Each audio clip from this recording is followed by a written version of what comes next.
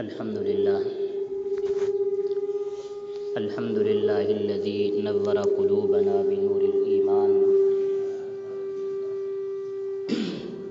وزينا إيماننا بالأنوار الأحاديث والقرآن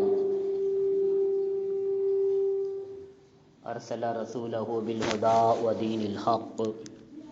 ليظهره على الدين كله ولو كره المشركون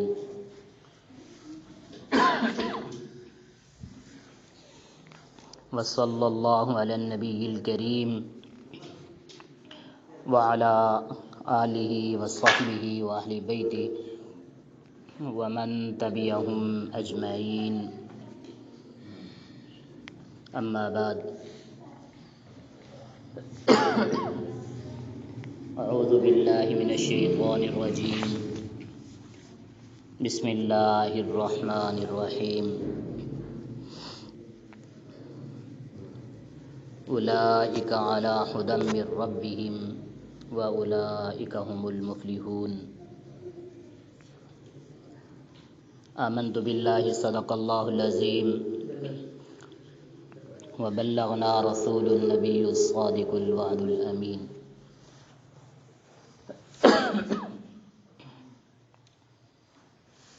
اللهم صل على سيدنا ومولانا محمد وعلى آل سيدنا ومولانا محمد وبارك وسلم ثم صلوا عليه. عزیزان گرامی، واجب الاحترام بزرگوں اور ہونہار نوجوان دوستوں، بھائیوں، رب العالمین نے ہم جیسے غریب الاعمال لوگوں پہ نظر کرم فرمائی کہ اپنے گھر کی حاضری کی سعادت نصیب فرمائی. اللہ رب العزت ہماری حاضری کو اپنی بارگاہ میں قبول اور مقبول فرما لے اور آئندہ باسعادت بابرکت حاضریوں کی توفیق نصیب فرمائیں. میرے دوستو،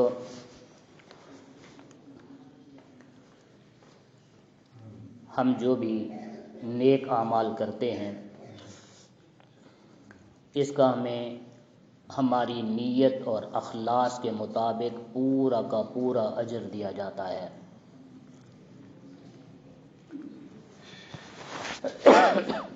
اور ساتھ میں ان کو بھی اجر بخشا جاتا ہے جنہوں نے یہ نیکی ہمیں سمجھائی، جن کی تعلیم سے،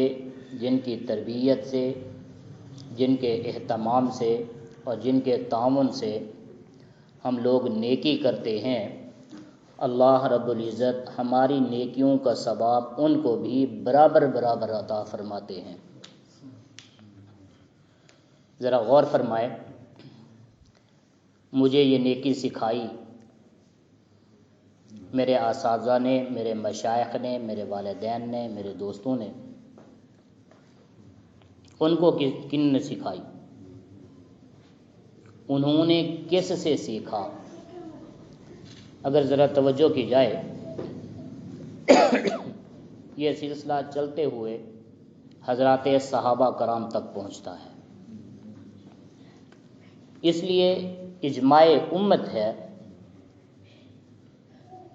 محدثین کا یہ قول ہے کہ امت میں جتنی بھی نیکی بڑھتی جائے گی، جس طرح ہر امتی کو ہر نیکی کا ثواب ملتا رہے گا، اسی طرح ہر امتی کی نیکی کا ثواب صحابہ کرام کو ملتا رہے گا. صحابہ کرام کی جماعت وہ نفوس قدسیہ ہے جنہیں پوری امت کے ثواب حاصل ہیں.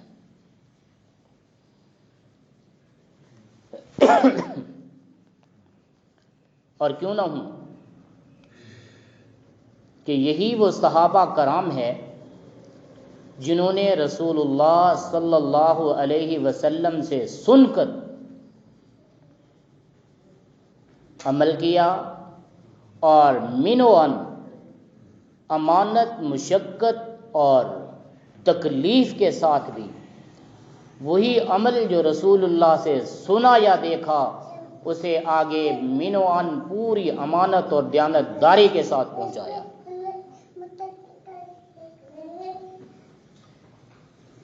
یحفظونہ و یرونہ بدقت و امانہ۔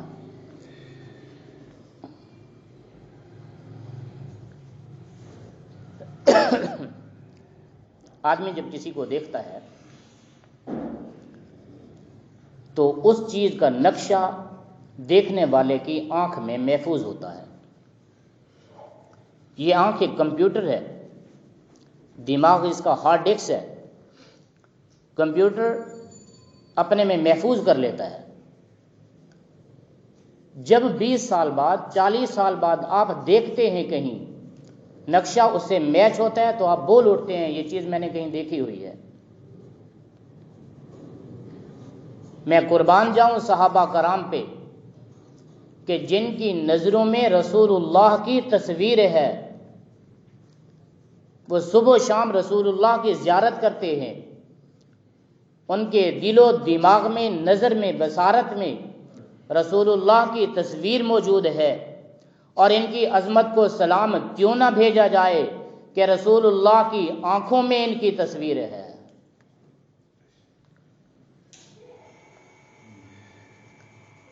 اور صحبت پیغمبری کا یہ کمال ہے، جس نے ذرا سی دیر بھی ایمان و محبت کی حالت میں اللہ کے رسول صلی اللہ علیہ وسلم کی صحبت اختیار کر لی، اس کے لیے دیکھنا ضروری نہیں ہے۔ وہ صحابہ جو نابینے تھے، جو دیکھ نہیں سکتے تھے، لیکن محبوب کی صحبت میں بیٹھے، آقا کی خدمت میں آئے، حضور کی محفل میں جلوہ فروزی ہو گئی، ان پہ پیغمبر کی نظر پڑ گئی تو وہ آسمان ہدایت کے ستارے بن گئے۔ میرے اور آپ کے پیغمبر صلی اللہ علیہ وسلم نے فرمایا اصحابی کن نجوم، میرے ستارے، میرے صحابہ اس طرح ہیں جیسے آسمان کے ستارے ہیں۔ فرمایا بِأَيِّهِمْ اقْتَدَيْتُمْ اهْتَدَيْتُمْ، ان میں سے تم کسی ایک صحابی کا بھی پلہ پکڑو گے، کسی ایک صحابی کی بھی تابعداری کرو گے تو ہدایت پا جاؤ گے، کامیاب ہو جاؤ گے۔ یعنی کہ کامیابی کا معیار صحابہ کرام کی ذات اقدس ہے، جس صحابی کی غلامی میں چلو گے تمہیں جنت میں لے جائے گا۔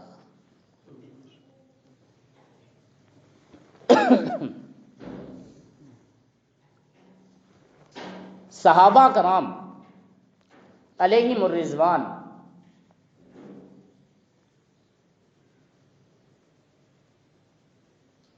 وہ عظمت کے معیار ہیں کہ قرآن پاک نے ان کا نام لے کر حکم دیا، ان آمنوا بمثل ما آمنتم بہ فقد اہتدوا۔ فرمایا کہ اگر تم ایمان لے آنا چاہتے ہو، ان کی مثال، صحابہ کی مثال کا ایمان لے آؤ، پھر کیا ہوگا؟ ہدایت پا جاؤ گے، کامیابی نصیب ہو جائے گی۔ ہدایت اور کامیابی کا معیار قرآن نے اللہ کے رسول کے صحابہ کرام کو بتلایا ہے کہ یہ جماعت قدسیہ وہ عظیم المرتبت جماعت ہے کہ جنہیں رسول اللہ صلی اللہ علیہ وسلم کی غلامی کا شوق ہے، اور انہوں نے غلامی میں اپنی زندگی گزارنا اپنے لیے عبادت سمجھا ہے۔ یہ ہم ہے نا، چونکہ مگرچہ اگرچہ ایسا ہے ویسا ہے، فلاں ہے، یہ ہوگا وہ ہوگا۔ صحابہ کرام کے پاس ایسی کوئی بات نہیں، انہیں حکم ملتا ہے، کر گزرتے ہیں۔ آپ دیکھ لیں، محبوب کی محبت حاصل کرنے، محبوب کا کلمہ پڑھنے کی پاداش میں انہیں کتنی کتنی تکلیفیں برداشت کرنی پڑی۔ آج اگر ہمیں معلوم ہو جائے کہ فلاں مسجد میں جمعہ پڑھنے پر پابندی ہے، پرچہ ہو جاتا ہے، تو یہاں کا خطیب ڈرتا ہے، امام ڈرتا ہے، مؤذن ڈرتا ہے، مقتدی ڈرتے ہیں، لیکن وہاں عرب میں جا کر دیکھو، پورے عرب کو پتہ ہے کہ سرزمین حجاز میں یعنی بطحا کی وادی میں، مکہ کی سرزمین پہ اور مطاف کے اندر اگر کوئی اللہ کی عبادت کرے، کوئی اللہ کی عبادت کرے، کوئی اللہ کے نام کی تبلیغ کرے، کوئی اللہ کے کلام کا ورد کرے، تو پھر اس کے اوپر اتنی پابندی ہے کہ اس پہ ظلم و ستم ڈھایا جاتا ہے، اس سے اتفاق ختم کیا جاتا ہے، برادریاں اس کی مخالفت کرتی ہیں، جنگ و جدول کے لیے قوم تیار ہو جاتی ہے۔ لیکن قربان جائیے انہی صحابہ کرام پہ جنہوں نے سب کچھ برداشت کیا، تشدد برداشت کر گئے، گھر چھوڑنا برداشت کر دیا اور اپنے مال و متاع کو قربان کر دیا، لیکن نہ حرم کو چھوڑا، نہ نبی کے فرمان کو چھوڑا۔ اور جب حکم ہو گیا کہ چلو مدینہ شریف کو جانا ہے، کسی نے یہ نہیں کہا آقا وہاں جائیں گے مدینہ شریف کو، وہاں تو اپنا گھر نہیں ہوگا، یہاں تو اپنا گھر ہے، اچھا میں اکیلا چلا جاؤں، میری بیوی بچوں کا کیا ہوگا؟ انہوں نے اپنی بیوی بچے، اپنی محبت، اپنا مال و اسباب سب کچھ پیغمبر کے فرمان پہ نثار کر دیا اور تنہا مدینہ شریف کو پہنچ گئے۔ اور صرف یہ نہیں ہے کہ مدینہ شریف کو پہنچے، مہاجر بن کر آئے، نہیں جناب، صرف مدینہ شریف میں رہتے ہوئے بے سر و سامانی کے عالم میں بھی انہوں نے پیغمبر علیہ الصلوۃ والسلام کی تقدیس کے لیے، پیغمبر علیہ الصلوۃ والسلام کے ناموس کی حفاظت کے لیے، پیغمبر علیہ الصلوۃ والسلام کی شریعت کی حفاظت کے لیے جو بھی کفار آئے، جس حالت میں آئے، جس انداز میں آئے، جتنی لہس و لشکر کے ساتھ آئے، ان تنہا صحابہ کرام نے ان تمام جنگوں میں شرکت کر کے ہر ایک گستاخ رسول کا مقابلہ کیا، ہر ایک پیغمبر کے گستاخ کا مقابلہ کیا، ہر ایک اس دشمن کا مقابلہ کیا جو اسلام اور شریعت کے مقابلے میں آیا تھا، یہاں تک کہ اگر کسی کے سامنے ان کا بیٹا آ گیا تو رعایت نہیں ہے، کوئی بھائی آ گیا تو رعایت نہیں ہے۔ جب مشورہ ہو رہا تھا ان قیدیوں کے بارے میں کیا کیا جائے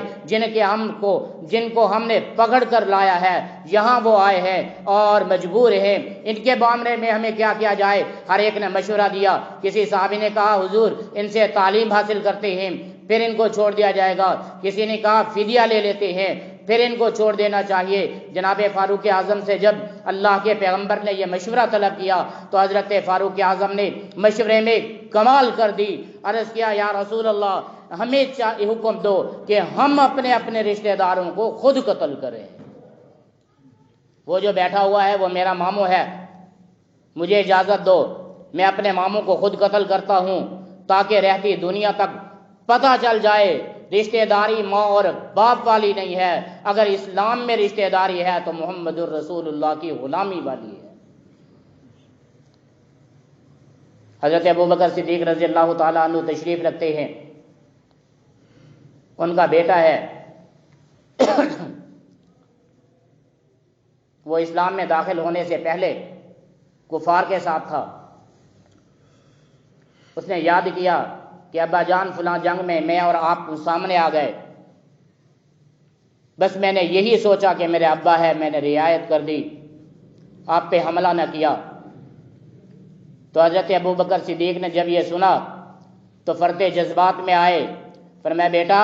یہ تو تھا جو رعایت کر گیا، اگر تم میرے سامنے آتا اور میں ابوبکر صدیق تجھے دیکھ لیتا پھر اپنا بیٹا سمجھ کے نہیں چھوڑتا بلکہ اللہ کے رسول کا گستاخ اور دشمن سمجھ کے تجھے قتل کر دیتا۔ حضرت ابو عبیدہ بن جراح رضی اللہ تعالی عنہ ایک میدان میں آئے، مد مقابل میں ابا آ گئے، انہوں نے کہا ابا میں تجھے نصیحت کرتا ہوں، میں تجھے اپیل کرتا ہوں، میں درخواست کرتا ہوں کہ تو میرے محمد صلی اللہ علیہ وسلم کی غلامی میں آ جا، میرے محبوب کا کلمہ پڑھ لے، رشتہ دار بن جا، میرا بھائی بن جا۔ جب اس نے بات نہ مانی اور آگے سے کوئی کلام اختیار کیا تو ابو عبیدہ بن جراح نے ایک ہی تلوار سے اس جراح کے 2 ٹکڑے کر کے دم لیا اور فرمایا اس کی لاش پہ کھڑے ہو کے فرمایا ابا اس زوم میں کوئی نہ رہے کہ ہم ان کے باپ ہیں یا ہم ان کے بھائی ہیں، ہم صرف اور صرف اس وقت محمد عربی کے غلام ہیں، ہم رشتہ دار اس کے ہیں، ہم دوست اس کے ہیں، ہم تعلق والے اس کے ہیں، جن کا تعلق حضور سے ہے، ہماری محبت ان سے ہے جن کی محبت حضور سے ہے، اور اگر کوئی حضور کا گستاخ ہو تو ہم اس کا یہی حشر کرنے والے ہیں۔ جماعت قدسیہ نے اپنا سب کچھ